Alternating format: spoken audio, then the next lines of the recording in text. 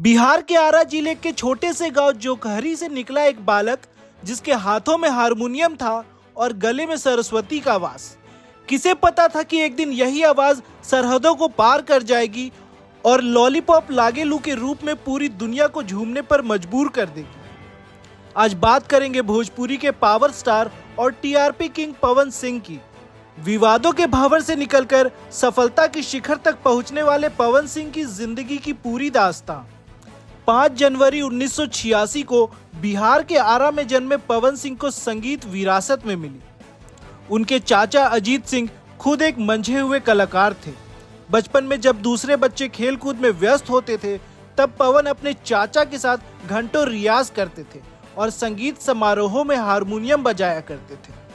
1997 में उनका पहला एल्बम ओढ़निया वाली आया, लेकिन असली पहचान अभी कोसों दूर थी। करीब 10 सालों तक पवन ने कड़ी मेहनत की, छोटे छोटे स्टेज शो किए और हर ठोकर से कुछ नया सीखा। साल 2008 पवन सिंह की जिंदगी का टर्निंग पॉइंट साबित हुआ। गाना था लॉलीपॉप लागेलू। इस गाने ने वो कर दिखाया जो आज तक किसी भोजपुरी गाने ने नहीं किया था। ये गाना भाषा की दीवारों को तोड़कर अंतर्राष्ट्रीय स्तर पर हिट हुआ। आज भी दुनिया के किसी भी कोने में पार्टी हो, इस गाने के बिना अधूरी मानी जाती है। इसी गाने ने पवन को रातों रात सुपरस्टार बना दिया।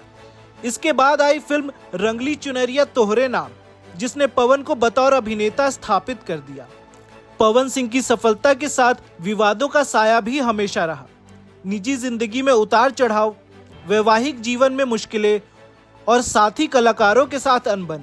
पवन सिंह कई बार विवादों के भंवर में फंसे, लेकिन हर बार उनके फैंस ने उन्हें गिरने नहीं दिया।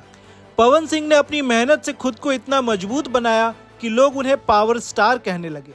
उनकी फिल्में और गाने आज भी टीआरपी के सारे रिकॉर्ड तोड़ देते हैं, चाहे वो यूट्यूब हो या सिनेमाघर।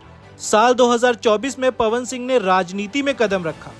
बिहार के काराकाट से निर्दलीय चुनाव लड़कर उन्होंने साबित कर दिया कि उनकी लोकप्रियता सिर्फ पर्दे पर सीमित नहीं है।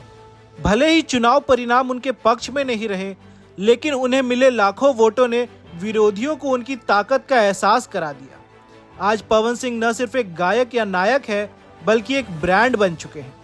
ऐसी ही खबरों को जानने के लिए हमारे चैनल को सब्सक्राइब करें।